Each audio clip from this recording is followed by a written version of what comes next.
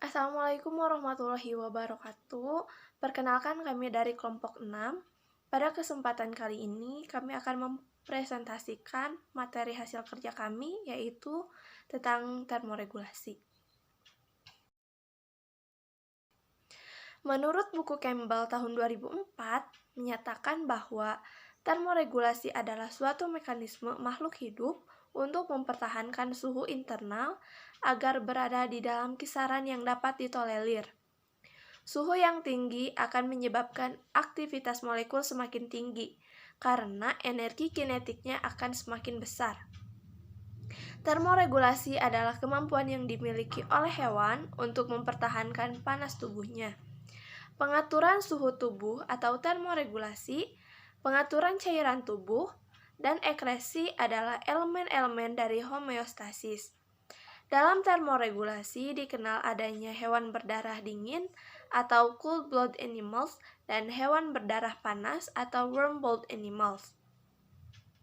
Pengaruh termoregulasi pada hewan merupakan hal yang sangat penting bagi hewan. Suhu tubuh yang konstan atau stabil dan tidak berubah-ubah sangat dibutuhkan oleh hewan. Karena reaksi enzimatis, peningkatan suhu dapat meningkatkan laju reaksi metabolisme. Karena proses metabolisme akan bergantung pada kemampuan untuk mempertahankan suhu sesuai dengan tubuhnya.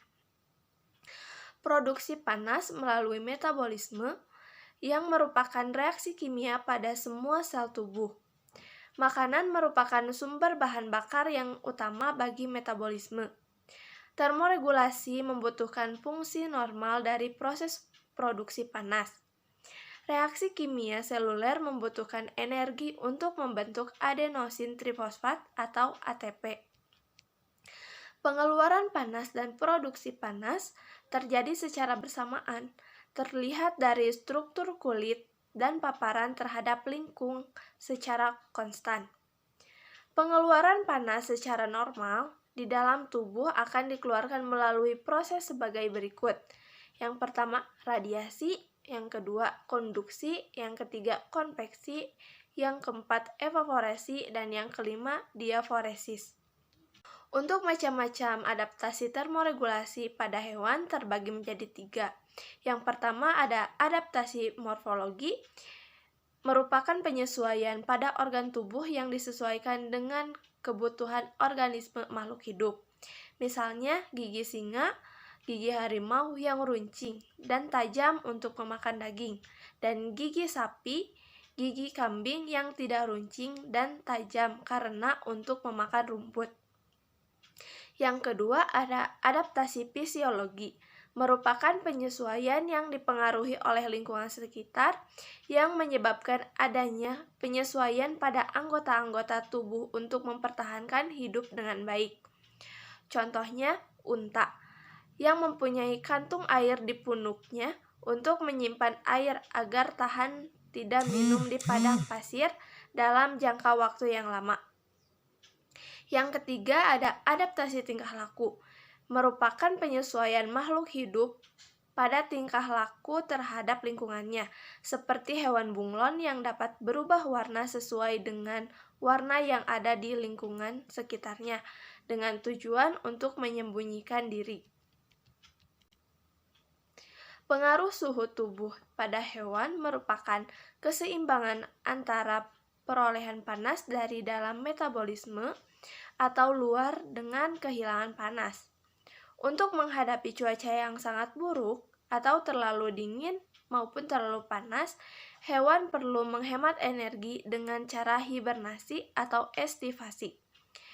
Hewan yang mampu mempertahankan suhu tubuhnya dinamakan homoiotherm, sedangkan yang tidak mempertahankan suhu tubuhnya disebut poikilotherm. Poikilotherm merupakan kelompok suhu tubuhnya dipengaruhi oleh lingkungan. Suhu tubuh bagian dalam lebih tinggi dibandingkan dengan suhu tubuh bagian luar. Hewan yang tidak mampu mempertahankan suhu tubuhnya, hewan seperti ini juga disebut hewan berdarah dingin. Yang kedua ada homoiotherm. Homoiotherm merupakan Hewan berdarah panas yang mampu menjaga suhu tubuhnya dengan stabil, dikarenakan adanya reseptor dalam otaknya yang dapat mengatur suhu tubuh. Hewan Homo erectus dapat melakukan aktivitas pada suhu lingkungan yang berbeda dengan kemampuan mengatur suhu tubuhnya. Mekanisme termoregulasi. Mekanisme pengaturan suhu tubuh atau yang disebut dengan termoregulasi merupakan penggabungan fungsi dari organ-organ yang saling berhubungan. Dalam proses pengaturan suhu tubuh pada hewan terdapat dua jenis sensor, yaitu sensor panas dan sensor dingin.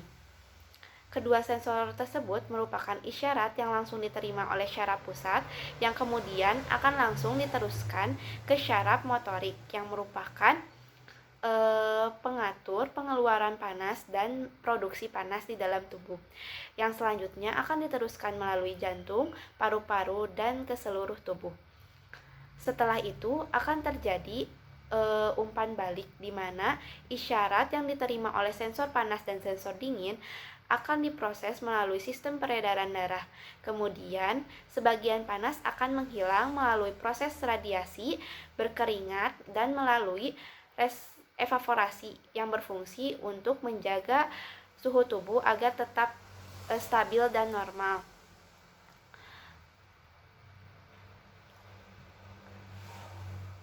Modifikasi sistem sirkulasi di bagian kulit, kontraksi pembuluh darah pada kulit, dan countercurrent heat exchange adalah salah satu cara untuk mengurangi kehilangan panas di dalam tubuh.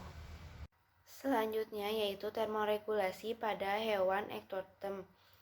Hewan ektotem adalah hewan yang suhu tubuhnya ditentukan oleh suhu lingkungannya. Temperatur tubuhnya akan terus berubah mengikuti suhu lingkungannya.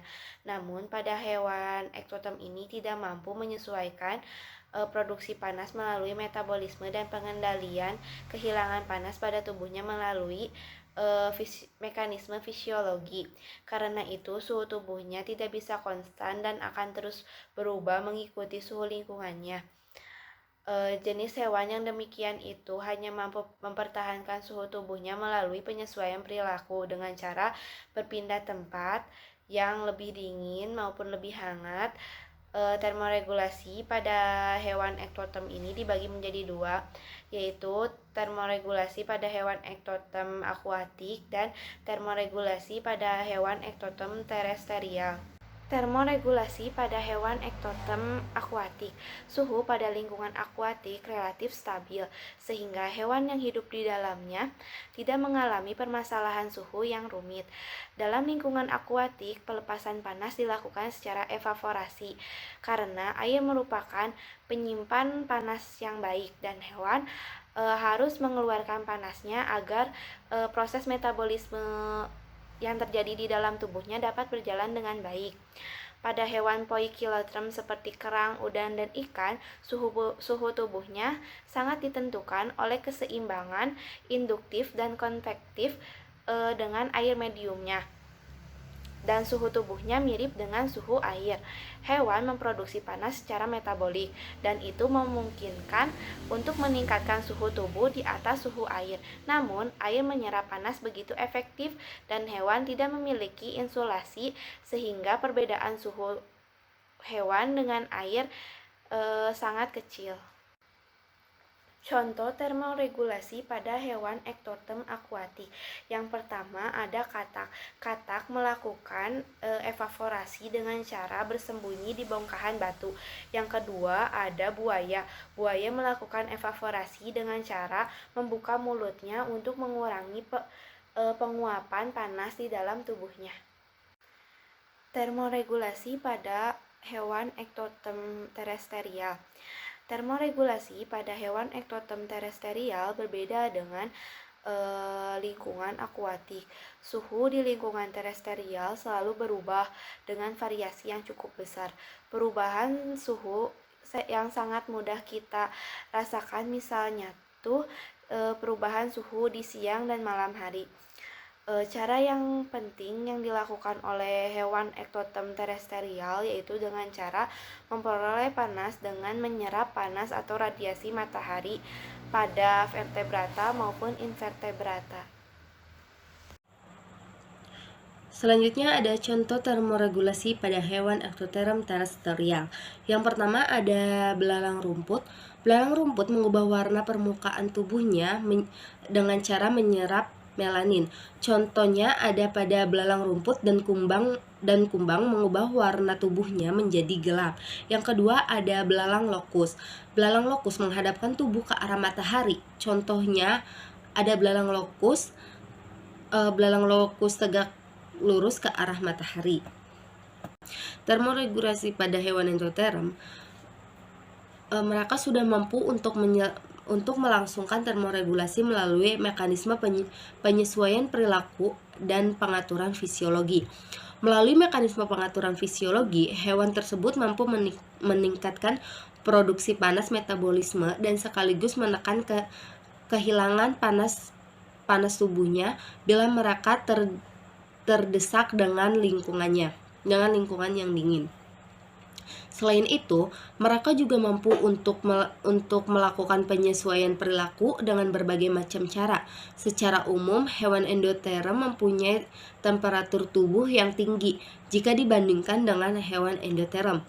Hewan eksoterm dalam kondisi suhu lingkungan yang berubah-ubah, suhu tubuhnya konstan. Hal ini dikarenakan hewan-hewan ini mempunyai kemampuan yang tinggi untuk mengatur suhu tubuhnya melalui perubahan produksi panas atau biasa disebut dengan laju metabolisme dalam tubuhnya sendiri terkait dengan sifat endoterm.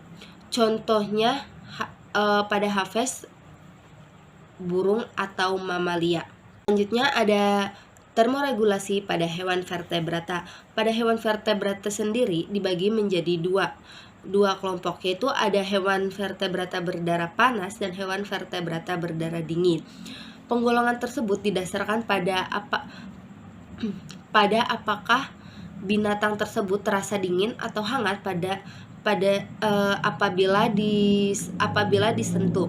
Hewan vertebrata yang berdarah dingin meliputi ikan, amfibi, dan reptil. Sedangkan vertebrata yang berdarah hangat meliputi Hafes dan mamalia. Selanjutnya ada penjelasan dari termoregulasi pada ikan. Ikan mempunyai temperatur internal yang sedikit lebih tinggi daripada temperatur air sekitarnya. Akan tetapi, bedanya itu biasanya kecil sekali. Laju metabolisme pada ikan sangat rendah. Perpindahan panas antara jaringan ikan dan lingkungan air adalah tinggi. Jadi, panas tubuh ikan banyak yang hilang melalui konduksi kehilangan panas terjadi hampir secepat panas yang dihasilkan. Dengan demikian, ikan selalu berusaha agar temperatur tubuhnya berada dalam kisaran normal.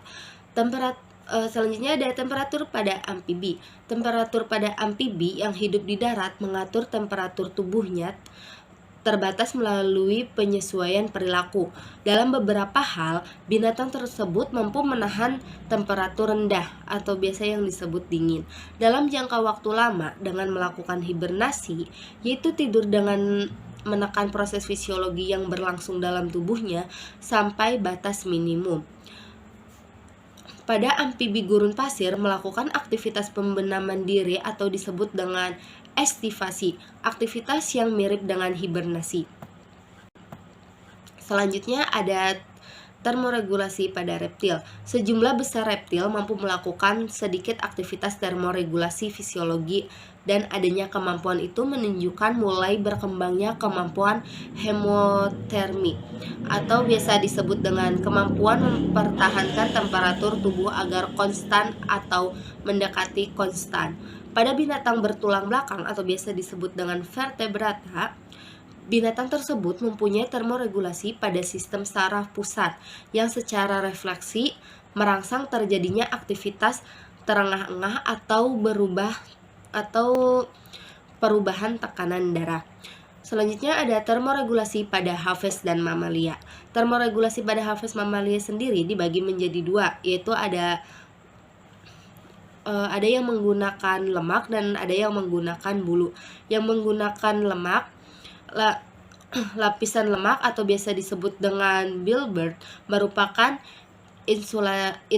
insulator internasional bagi mamalia laut yang berfungsi untuk menghangatkan badannya. Contohnya yaitu ada pada anjing laut, hanya 1 atau 2 derajat di atas titik beku.